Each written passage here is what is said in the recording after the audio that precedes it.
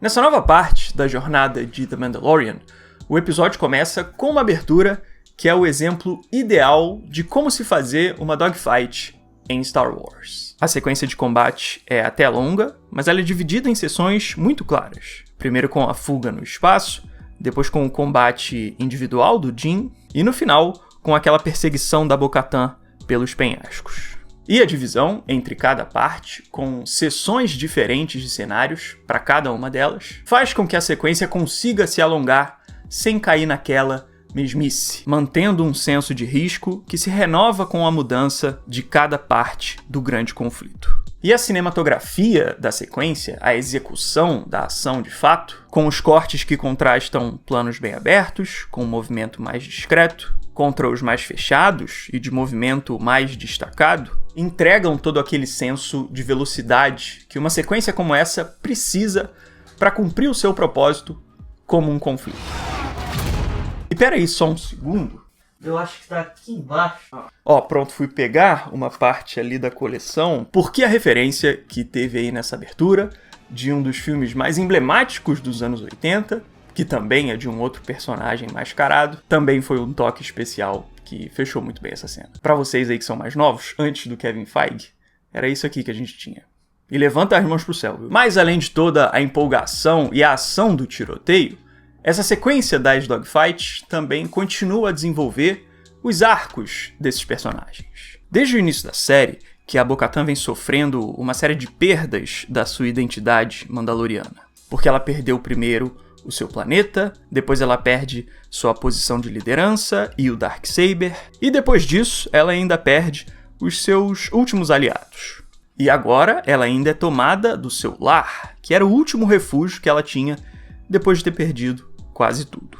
E o efeito desse bombardeio oferece um teste moral para Bo-Katan, porque quando ela se deixa levar pela busca por vingança contra os TIE Bombers, ela acaba colocando a si mesma numa posição mais vulnerável, quando ela acaba caindo de frente para o ataque do inimigo. A gente sabe que a Bo-Katan não é uma Jedi, mas esse tipo de conflito organizado ao redor dela faz ela enfrentar os mesmos dilemas que os dois lados da força oferecem, porque ela só consegue sobreviver quando nega o sentimento de raiva vingativa, o que é o mesmo dilema que a gente já viu várias e várias vezes em Star Wars. Como, por exemplo, quando Luke sente o impulso de vingança, mas consegue abrir mão dessa raiva, o que permite que ele salve o dia e o seu pai. A luta pelo bem é um propósito essencial para a moral dessas histórias, tanto a do Luke quanto a da Bo-Katan.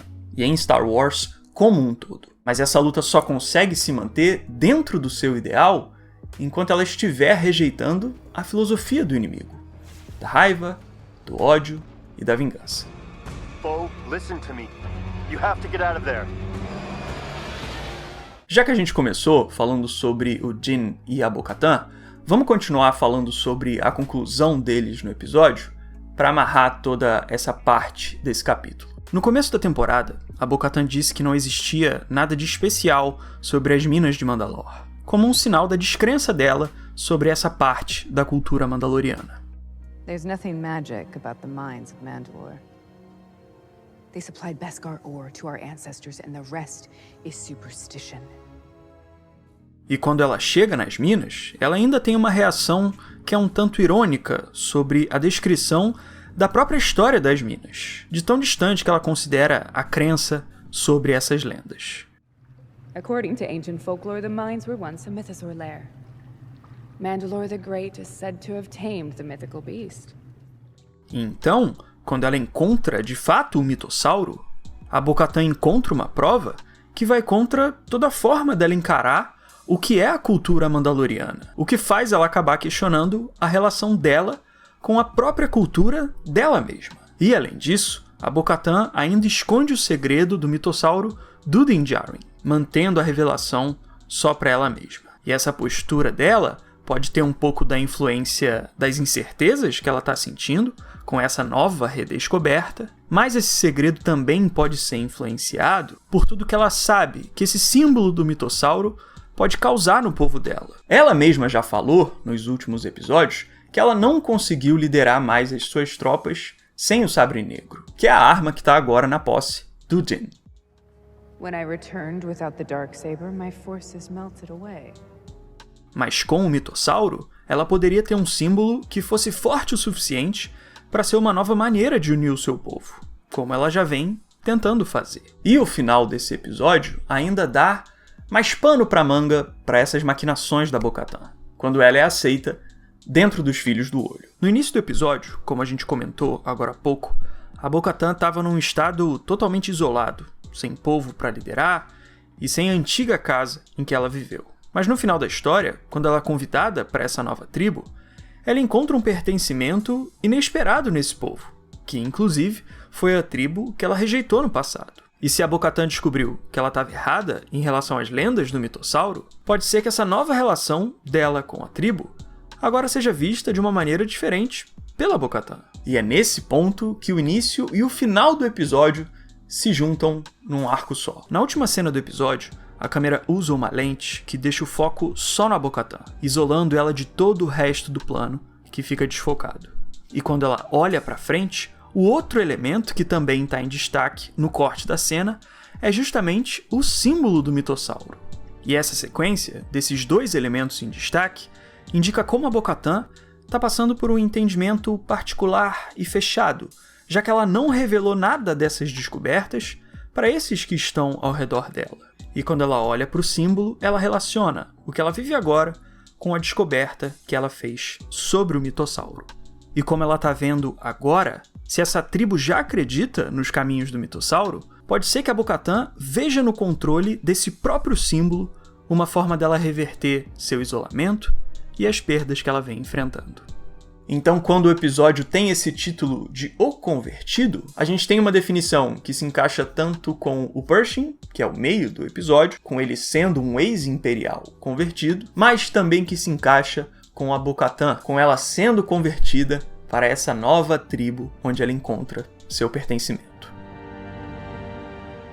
Antes de qualquer coisa, quero deixar avisado que sim, quando meu cabelo fica meio bagunçado, eu gravo os vídeos de boné. E é isso. Mas enfim, seguindo em frente, já que a gente começou a comentar sobre o papel do Pershing nessa história, vamos analisar a parte dele nesse episódio. Bom, a trama aqui não tem muito mistério. Um ex-imperial tem a chance de se anistiar pela República, mas acaba sendo colocado à prova das suas convicções por uma certa perseguição política republicana, e no final ele acaba sendo punido pelas suas próprias intenções, por melhor que elas fossem. Então qual será que pode ser a moral principal da história aqui?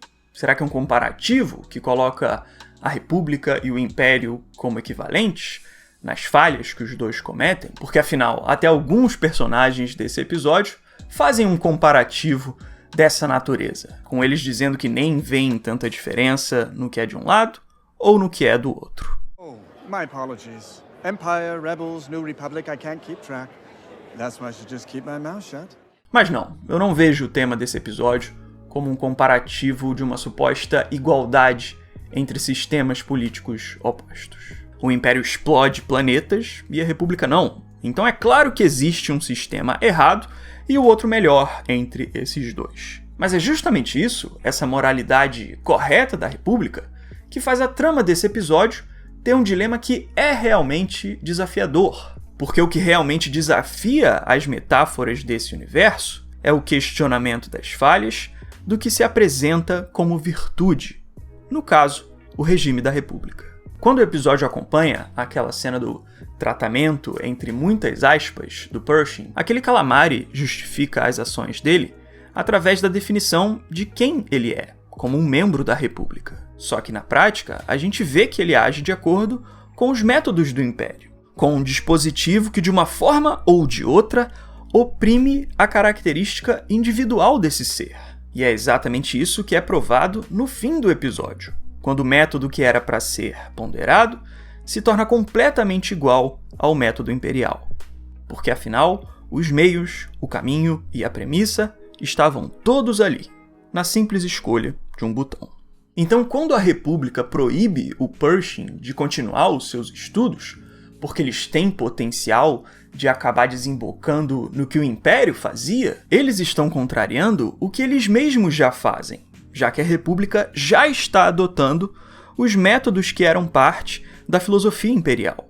como o uso dessa própria máquina.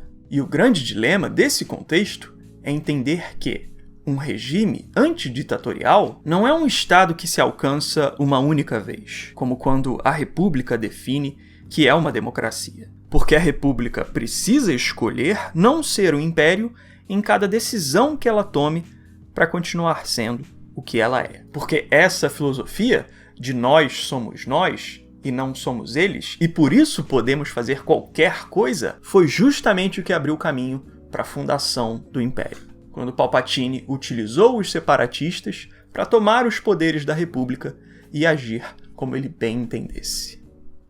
The Senate must vote the Chancellor emergency powers. He can then approve the creation of an army. E no final da história, a gente vê que ainda mais perigoso que o imperial convicto é aquele imperial que se coloca como democrata. Então é isso, galera. Essas foram minhas opiniões sobre esse novo episódio de The Mandalorian. Ele é um episódio que dá essa virada na narrativa, né, que vai acompanhar um outro núcleo, mas que tem uma conexão temática com tudo que acontece na série e que, além disso, tem uma relação direta com o nosso personagem, né? A história do Pershing é intrinsecamente conectada com a do Din através de tudo que eles viveram ao lado do próprio Grogu. Mas é isso, pergunto aí pra vocês o que vocês acharam. Se vocês gostaram do vídeo, quiserem deixar um like, um gostei, eu agradeço demais. E se ainda não forem inscritos, quiserem se inscrever, só clicar aqui embaixo. Link do meu Instagram tá aí também. E eu espero ver vocês no próximo vídeo, beleza? Então fico por aqui, valeu e um abraço.